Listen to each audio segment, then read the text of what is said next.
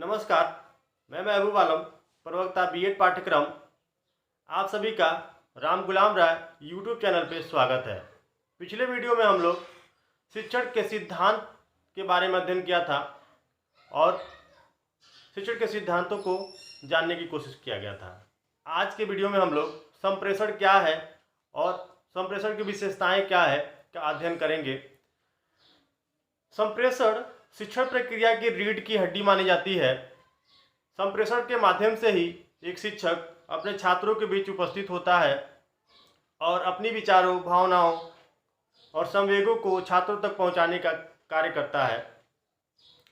और संप्रेषण के माध्यम से ही शिक्षक छात्रों के विचारों, भावनाओं को जान पाता है और इससे छात्र और जो शिक्षक एक समन्वय स्थापित होता है। संप्रेषण को हिंदी में कम्युनिकेशन कहते हैं। कम्युनिकेशन शब्द लैटिन भाषा के कम्युनिकेयर एवं कम्युनिस शब्द से बना है, जिसका अर्थ कॉमन या सामान्य होता है। अब हम देखते हैं कॉमन या सामान्य का अर्थ क्या है। कोई भी बात कॉमन या सामान्य कब होता है? जब कोई सूचना एक व्यक्ति से दूसरे व्यक्ति तक पहुंच जाती है तो वो कॉमन या सामान्य की प्रक्रिया हो जाती है।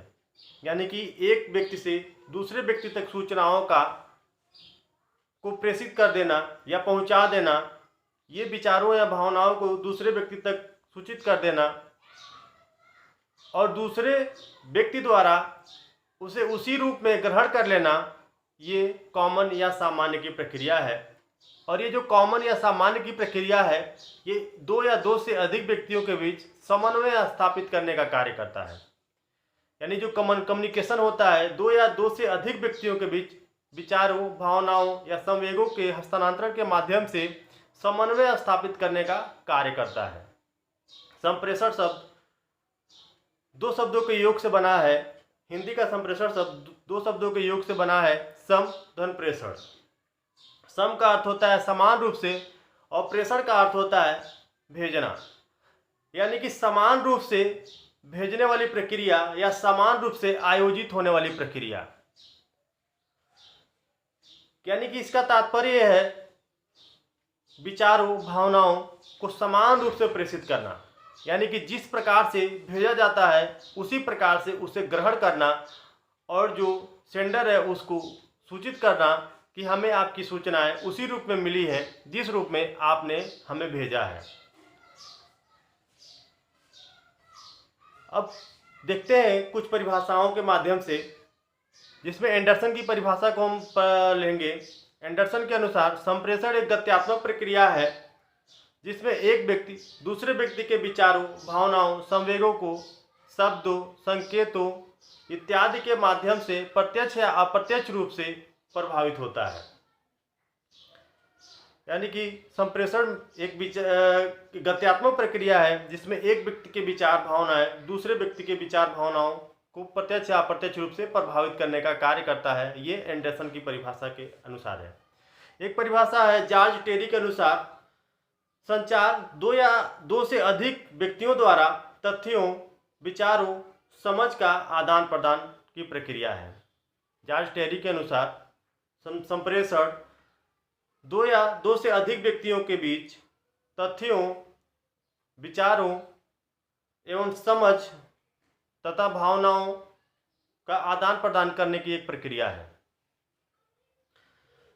संप्रेषण में दो या दो से अधिक व्यक्ति के बीच मौखिक, लिखित, सांकेतिक या प्रतीकात्मक माध्यम से विचार एवं सूचनाओं को प्रेषित करने की प्रक्रिया को हम संप्रेषण कहते हैं।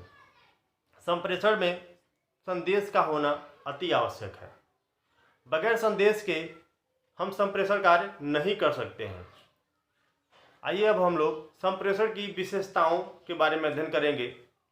जैसा कि एंडरसन की परिभाषा के आधार पर हम देखे हैं, उसमें से कुछ बिंदु निकल के आया है।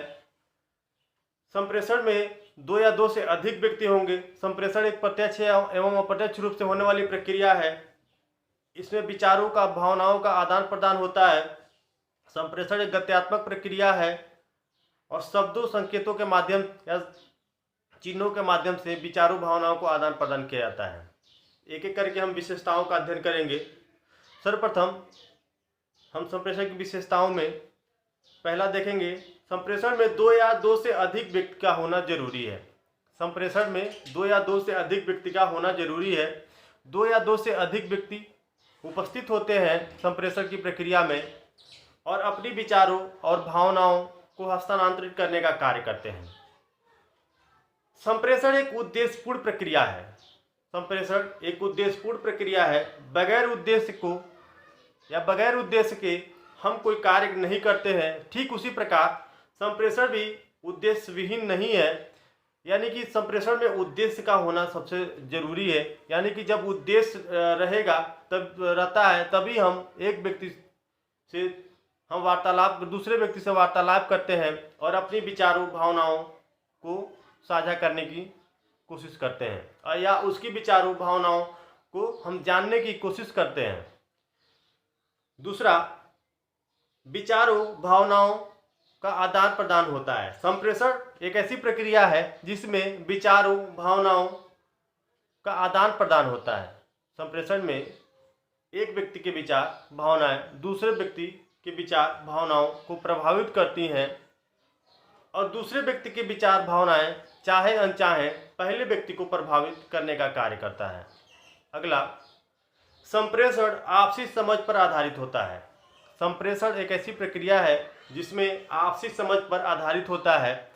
यानी आपसी समझ से तात्पर्य जिस प्रकार से सूचना दी जा रही है उसी प्रकार से सूचना के अर्थों को लेना। यानी कि जिस भाषा में सूचना दी जा रही है उस भाषा का उस ग्राही को ज्ञान होना चाहिए, तभी जो संप्रेषण है वो प्रभावशाली हो सकेगा और समझ विकसित हो पाएगी। जैसे एक शिक्षक द्वारा जब शिक्षण कार्य किया जाता है तो ये हमेशा ध्यान रखा जाता है कि जिस शिक्षण विधि से या जो शिक्षण का सूत्र हम अप्लाई किए हैं वो छात्र उस शिक्षण विधि या शिक्षण सूत्र से क्या उस विषय वस्तु को समझ पाएगा कि नहीं समझ पाएगा।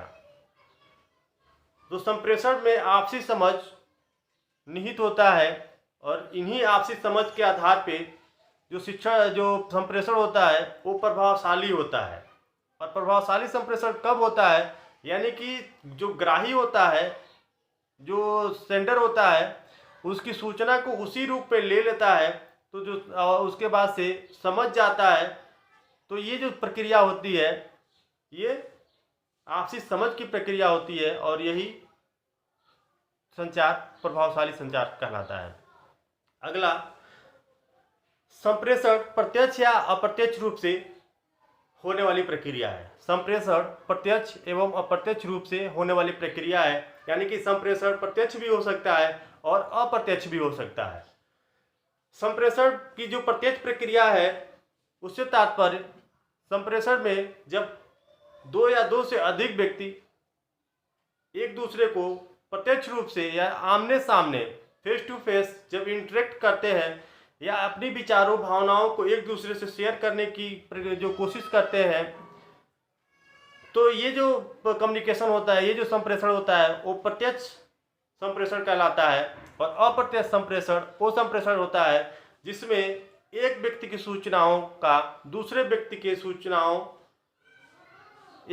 सूचनाएं दूसरे के माध्यम से दूसरे व्यक्ति तक पहुंचाया जाता है। जैसे चिट्ठी के माध्यम से या अन्य जो कॉलिंग होती है उसके माध्यम से, या हमारी जो बात है वो हमें किसी और पर्सन तक पहुंचाना है, अपने दोस्त के माध्यम से, अपने रिश्तेदारों के माध्यम से हम उस तक पहुंचाते हैं या भेजने की कोशिश करते हैं, तो ये अप्रत्यक्ष प्रक्रिया हो जाती है। यानी कि संप्रेषण प्रत्यक्ष एवं अप्रत्यक्ष रूप से होने वाली प्रक्रिया है। अगला, संप्रेषण निरंतर चलने वाली प्रक्रिया है। संप्रेषण निरंतर चलने वाली प्रक्रिया है। संप्रेषण एक निरंतर चलने वाली प्रक्रिया से तात्पर्य ये कभी समाप्त नहीं होती है। जो ही हम एक व्यक्ति की अपनी बातों को दूसरे व्यक्ति तक पहुंचाते हैं तो वो अपनी बातों को पहले व्यक्ति तक पहुंचाने का कार्य करता है और ये बगैर रुके कार्य करता है। संप्रेषण एक निरंतर चलने वाली प्रक्रिया के रूप में कार्य करता है। अगला, शब्दों के साथ साथ प्रतीकों का प्रयोग शामिल होता है। संप्रेषण में शब्दों के साथ साथ प्रतीकों का प्रयोग शामिल होता है, यानी कि संप्रेषण में केवल लिखित रूप से नहीं बल्कि मौखिक रूप से भी कुछ न कुछ संप्रेषण किया जाता है। शब्दों के माध्यम से और जो मौखिक माध्यम होते हैं दोनों प्रभावशाली होते हैं। ऐसा नहीं है कि केवल जो शाब्दिक संप्रेषण होता है वही प्रभावशाली होता है और जो मौखिक संप्रेषण होता है प्रभावशाली नहीं होता है। शब्दों के माध्यम से यानी कि कोई विचार भावनाएं हम किसी व्यक्ति को लिखित रूप में या मुंह बोल के शब्दों के माध्यम से बोल के बताने की कोशिश करते हैं, ये शाब्दिक माध्यम कहलाता है। और प्रतीकों के माध्यम से हम कोई विचार कोई भावनाएं संकेतों के माध्यम से जब प्रस्तुत करते हैं तो ये प्रतीकात्मक संप्रेषण कहलाता है। जैसे क्रिकेट खेलते समय हम देखते हैं कि एक जो एम्पायरिंग करता जो व्यक्ति है, वो जब कोई व्यक्ति चौका मारता है या छक्का मारता है तो वो बोल के नहीं बताता है कि चौका छक्का, वो कुछ संकेतों को प्रयुक्त करता है और उस संकेतों के माध्यम से हम जान जाते हैं कि इसका क्या अर्थ है। यानी कि जो संकेत हैं, जो प्रतीक हैं, वो भी उतने ही प्रभावशाली हैं जितने कि शाब्दिक संप्रेषण प्रभावशाली हैं। आज की वीडियो में इतना ही। कल हम लोग संप्रेषण की प्रक्रिया के बारे में अध्ययन करेंगे। धन्यवाद।